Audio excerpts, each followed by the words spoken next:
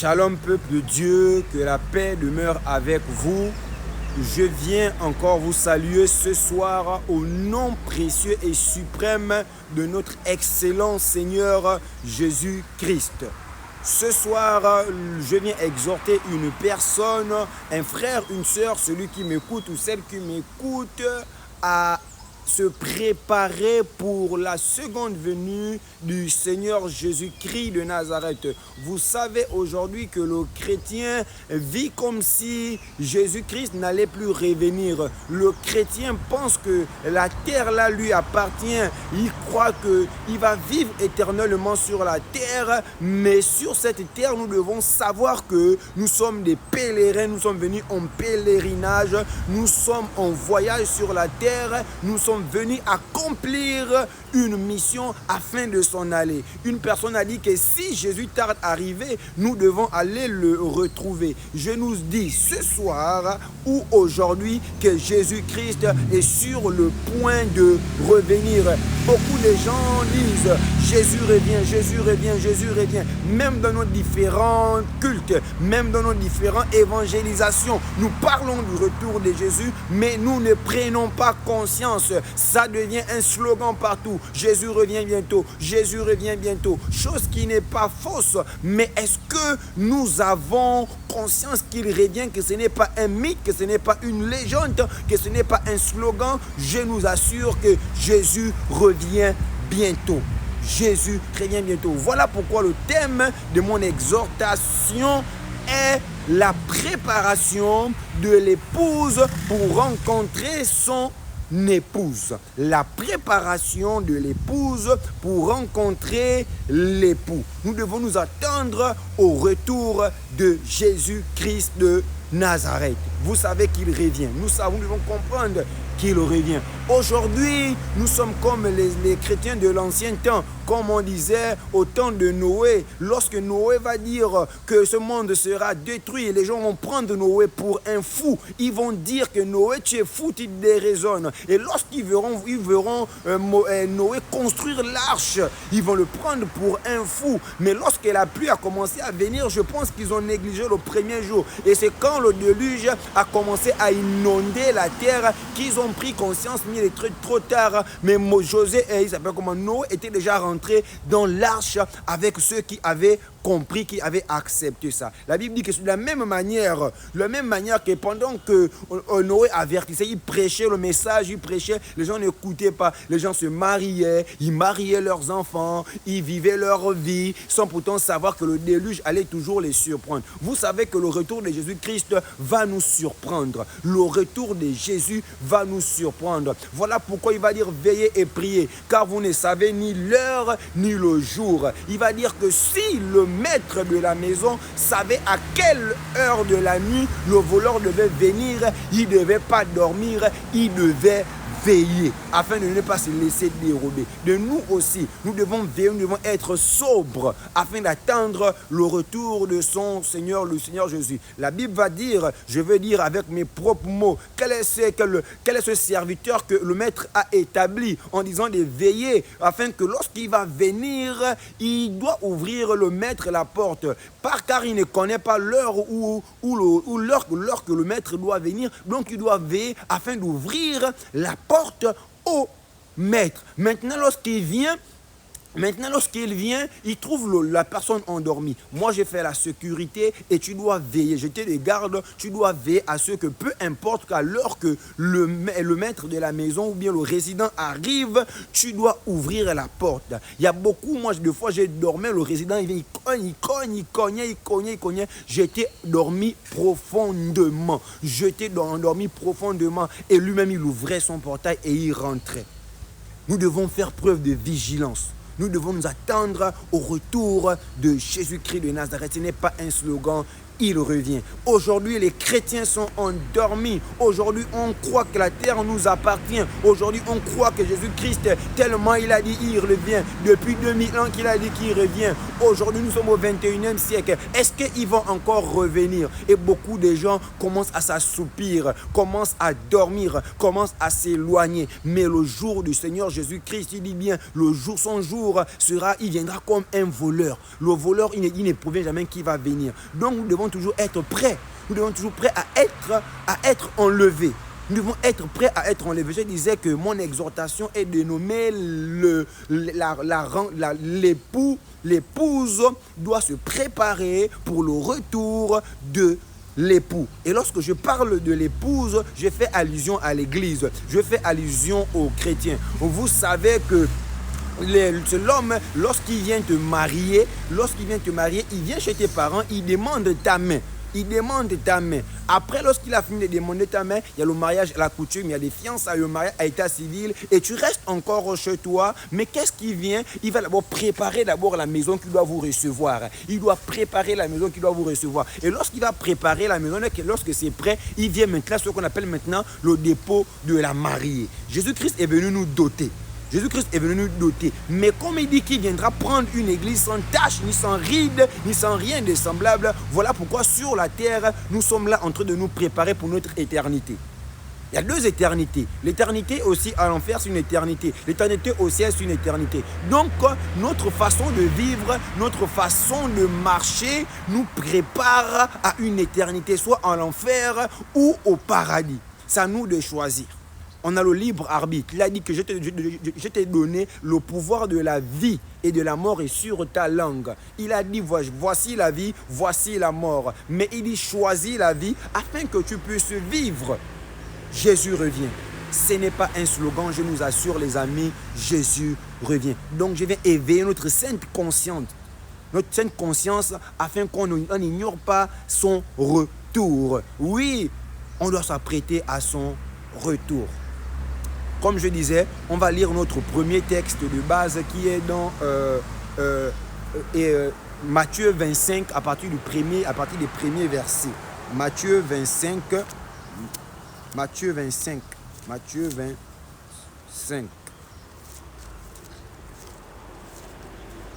Voilà.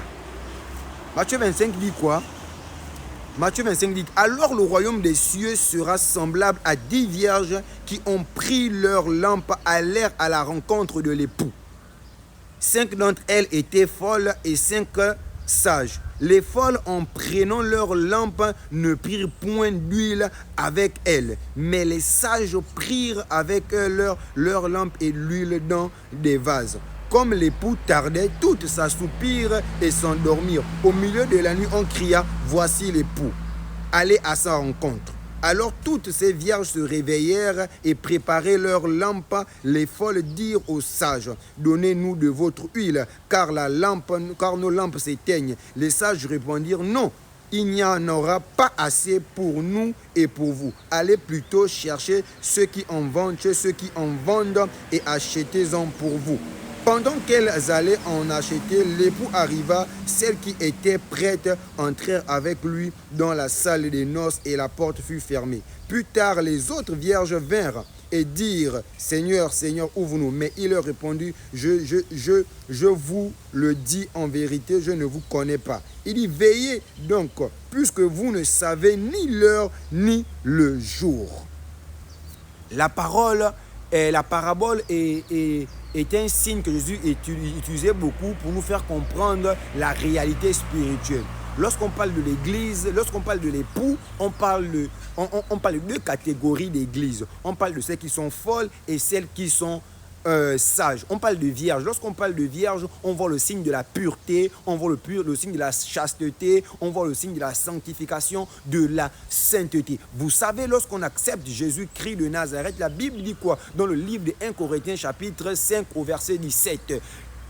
Si quelqu'un est en Christ, elle est devenue une nouvelle créature. Les choses anciennes sont passées. Voici que toutes choses sont devenues nouvelles. Jésus ne peut pas épouser une église impure, une église remplie d'iniquité, une femme. Mais voilà pourquoi il a sanctifié. Il a sanctifié l'église par l'eau de sa parole. Il a sanctifié l'église par sa parole afin de la prêter. Pourquoi? Parce qu'au royaume des cieux là-bas, il n'y aura ni iniquité, ni aucun impur n'ira là-bas au ciel.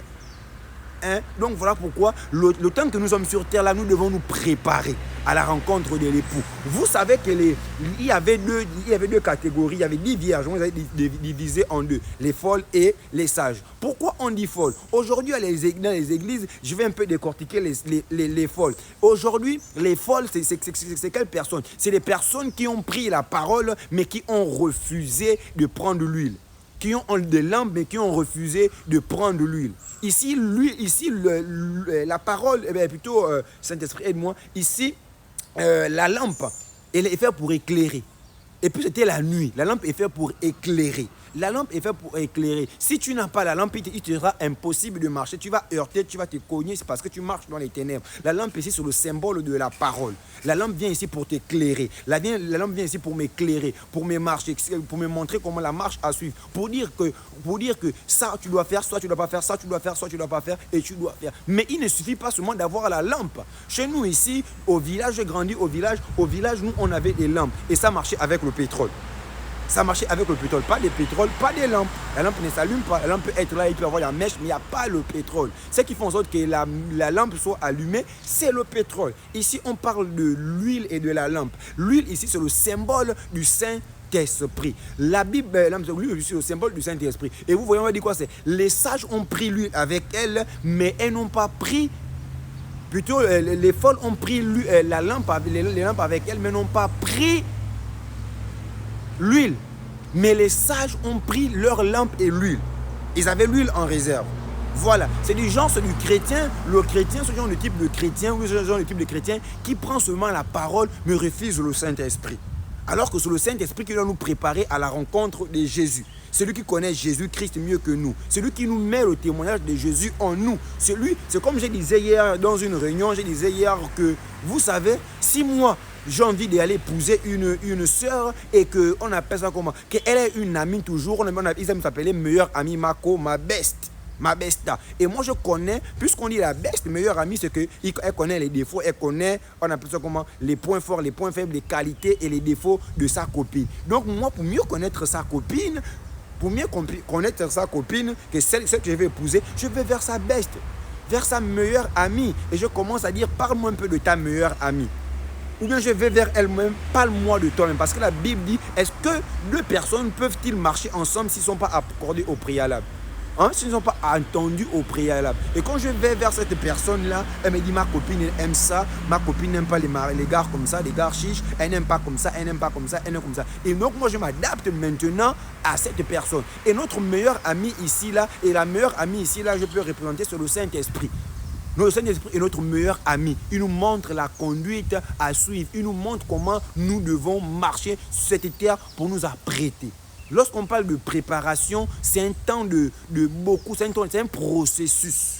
La nourriture, elle est d'abord crue, on la met au feu, plutôt les tubercules, pas les tubercules, le riz, on le lave, après on le met au feu, il prend du temps et on le mange quand il est cuit.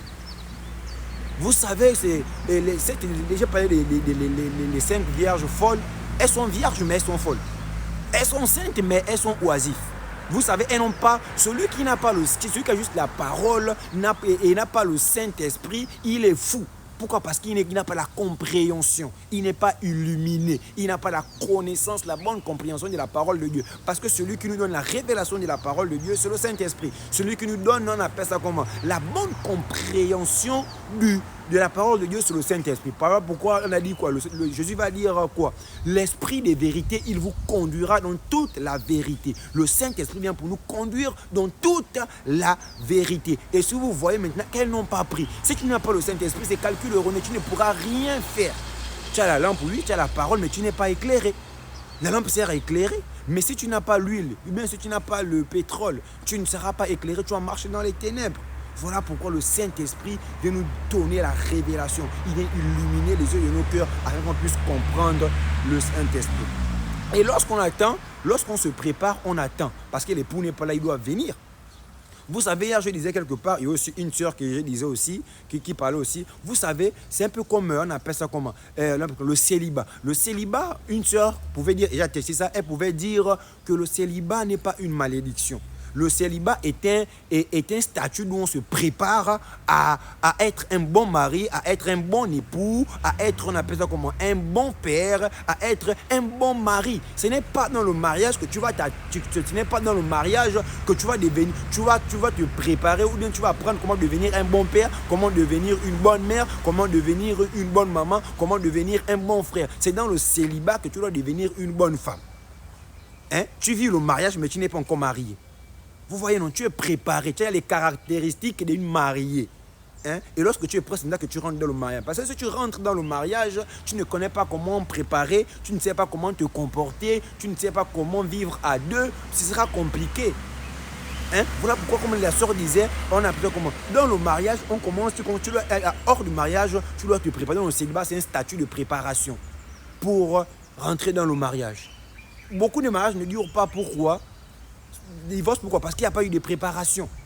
Donc on doit se préparer pendant qu'on est célibataire. C'est pas que pendant que tu seras marié, là, que tu vas te préparer, tu vas apprendre à préparer, tu vas apprendre à laver le linge, tu vas apprendre à repasser, tu vas apprendre à faire, et le mari, tu vas apprendre à devenir un bon père. C'est pendant que tu es célibataire, que tu vas devenir un bon père, un bon mari, on appelle ça comment, une bonne femme, une bonne épouse, une bonne maman. Voilà pourquoi le célibat est là pour ça. Pour nous préparer. Beaucoup de gens veulent se préparer dans le mariage, voilà pourquoi ça échoue. Vous voyez, non? Beaucoup de gens veulent se préparer dans le mariage, voilà pourquoi ça échoue. Mais nous devons nous préparer avant. Voilà pourquoi on ne peut pas aller vivre dans le royaume de Dieu, on ne peut pas se préparer dans le royaume de Dieu ou bien au ciel. Beaucoup de gens vont vouloir se préparer pendant qu'on a dit quoi, pendant quoi, qu'on va dire que l'époux arrive. Tu vois, non? Elles ont voulu aller acheter, elles ont réalisé qu'elles n'avaient pas d'huile alors qu'elles vivaient là, elles vivaient dans le noir, dans l'obscurité. C'est là où elles réalisent maintenant que on n'a pas l'huile. Mais lorsqu'on va demander l'huile, elle va dire que non, on n'a pas assez. Allez-vous acheter l'huile. Allez-vous acheter l'huile. On dit quoi? C'est les folles en prenant leur lampe ne prirent point d'huile. Donc en prenant la parole, elles n'ont pas pris le Saint-Esprit. Elles ont négligé le Saint-Esprit. Le Saint-Esprit, c'est pour le pasteur. Le Saint-Esprit, c'est pour le frère, c'est pour le responsable. Le Saint-Esprit, c'est pour le bishop. Moi, juste la parole, ça me suffit. Et une parole sans Saint-Esprit est morte. Hein? C'est le Saint-Esprit qui donne la vie à la parole.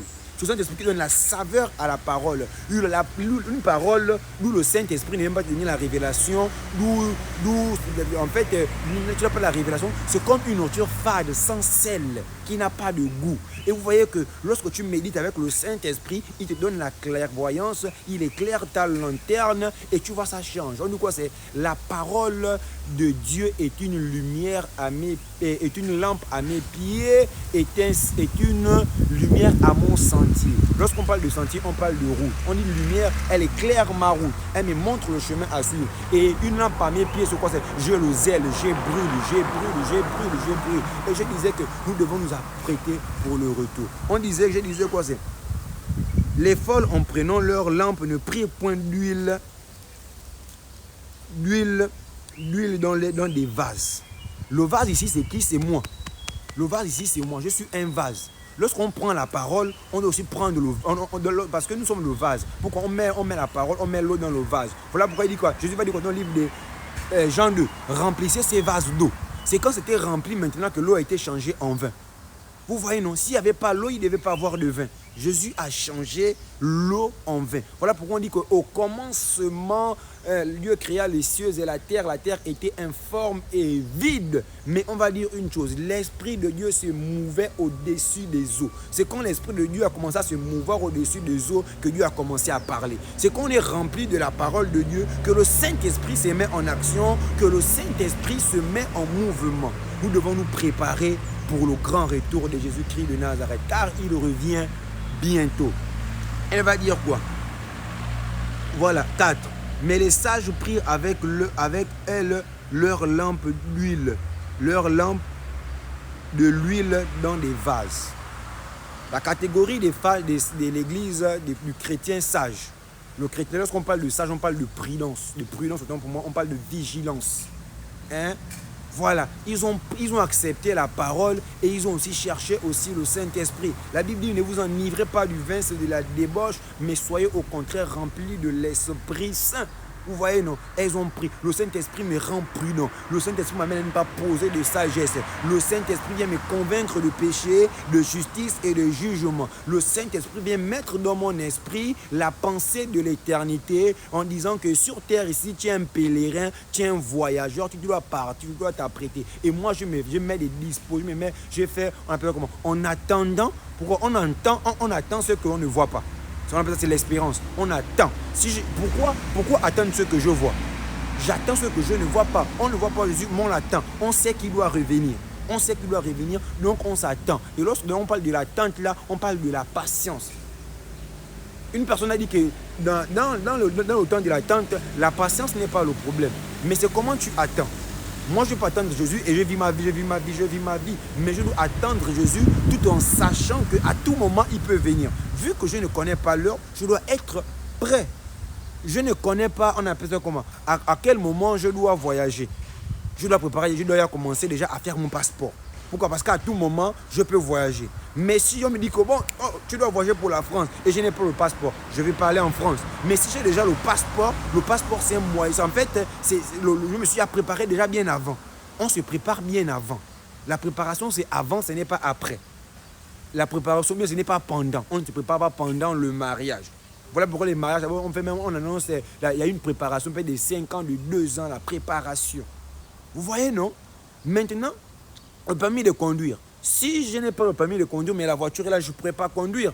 Mais si déjà la voiture n'est pas là, mais je prévois déjà faire le permis, j'ai le permis, j'attends seulement juste la voiture. Et lorsque la voiture vient, j'ai le permis. C'est comme le passeport. Je m'ai fait mon passeport, ce n'est pas que je vais voyager. Je m'ai fait mon permis, ce n'est pas que je vais conduire une voiture. Mais je sais que tôt ou tard, j'aurai la voiture. Tôt ou tard, je vais voyager, je vais quitter le Gabon. Je vais aller quelque part. Donc, mon passeport est déjà là. Oui, allô, monsieur, on a besoin de vous, telle place. Est-ce que j'ai déjà mon passeport? Et je m'avais fait juste le visa. Voyez, non? On doit s'attendre au retour de Jésus-Christ de Nazareth. Voilà, j'ai parlé des 5 sages, elles ont pris la parole. Le Saint-Esprit est venu les éclairer. Et le Saint-Esprit est venu mettre, on appelle la clairvoyance, la clarté. Il est venu illuminer les yeux de leur cœur. Parce que quand tu as le Saint-Esprit, quand tu as la parole avec le Saint-Esprit, tu es éclairé, tu ne peux pas marcher dans les ténèbres, tu ne peux pas broncher. Mais quand tu n'as pas le Saint-Esprit, tu vas broncher. 5. Comme l'époux tardait. Vous savez qu'on a dit depuis 2000 ans, il revient. Ah, il va plus revenir. On dit quoi? Il tardait. Il tardait à arriver. J'ai regardé un film, on dit le retour de Jésus. Tellement le gars, le papa tardait, il a dit qu'il allait t'épouser, mais tellement il tardait, elle a fait ses rouages. Mais il est venu déjà 2 fois, il avait mis un autre gars. Vous voyez, non? Il y a des gens là, il y a des chrétiens là qui sont là, ils n'ont plus l'expérience de l'éternité. Tellement Jésus tarde, je suis à l'église, mais je n'ai plus l'expérience de l'éternité. Je ne pense plus que Jésus-Christ va revenir. Pour moi, ça devient un slogan. Pourquoi? Parce que ça devient un mensonge. Pourquoi je ne viens pas? Jésus va revenir. Je vous parle devant Jésus, c'est la vérité, il reviendra. Alors qu'on était en réunion hier, lorsque j'ai écouté ce message, on a souvent chaque jour des réunions avec des frères. Et lorsque j'ai écouté ce genre de message, j'ai dit non, je dois partager ce message au monde entier, à mes frères, à ma soeur, pour lui dire quoi? Parce qu'on doit s'attendre au retour. Jésus revient. Il a dit qu'il revenait dans ce testament, on a dit qu'il devait venir, on annonce sa venue. Tous les prophètes ont prophétisé. On dit quoi faire? Jusqu'à Jean. Jean a prophétisé. Jean était le dernier prophète qui a prophétisé sur la venue de Jésus. Et il est venu. Il lui a dit qu'il devait mourir, il devait partir, il a indiqué comment il devait mourir. On a indiqué comment il devait vivre. Tout cela s'est passé. Moi, on a dit qu'il va revenir aussi. Il va revenir. Lorsqu'on dit qu'il va revenir, c'est vrai. Nous ne cherchons pas à savoir quand il va revenir, mais nous seulement soyons juste prêts. Tu vois, non, ne cherche pas à faire que je dis que je fais mon passeport parce que je dois voyager. Mais non, fais ton passeport, que tu ne voyages pas, que tu voyages, aie ton passeport avec toi. Et je dois avoir mon passeport avec moi comme précaution. Je dois me disposer avant la même chose le permis. Et lorsque le permis est là déjà, la voiture, je sais que c'est pas, quand la voiture viendra déjà, je pourrai conduire la voiture. Et lorsqu'il y aura des opportunités, des voyages, j'aurai déjà mon permis. Je vais plus comme mes cherchons encore à préparer, c'est un retard. Pourquoi Jésus tarde à arriver? Pourquoi l'époux tarde à arriver? On va aller dans 1 Pierre 3, 1 Pierre 2, 3.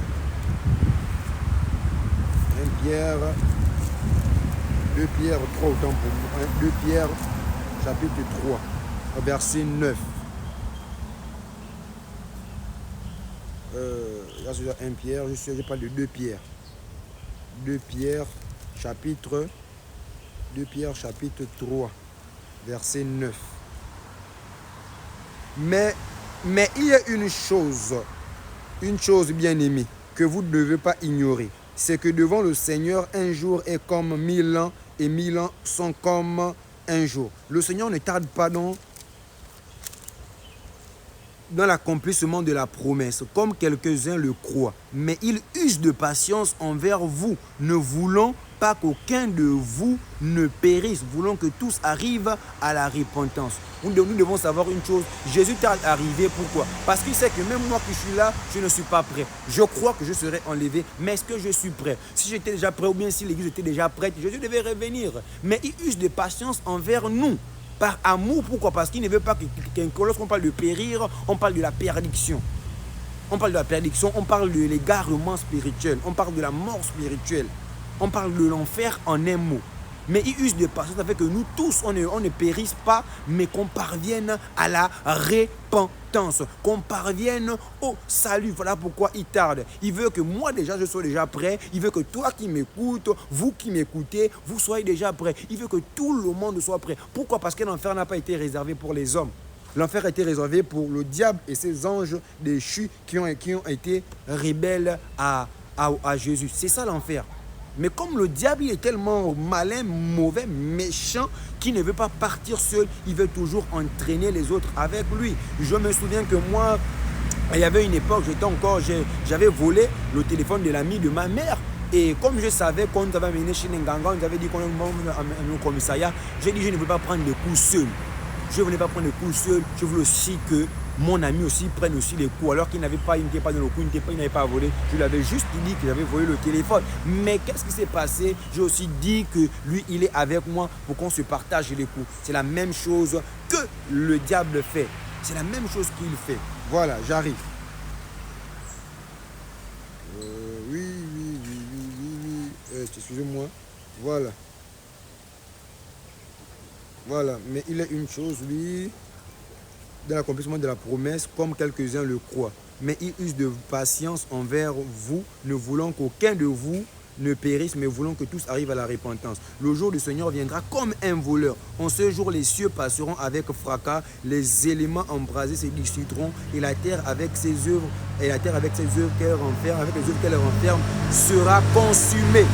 Puisque donc toutes ces choses doivent se dissoudre, qu'elles ne doivent pas être. Voilà, puisque donc toutes ces choses doivent se dissoudre, qu'elles ne doivent pas être la sainteté de votre conduite et de votre piété. Tandis que vous attendez et hâtez l'avènement du Seigneur. Je vais couper là, on va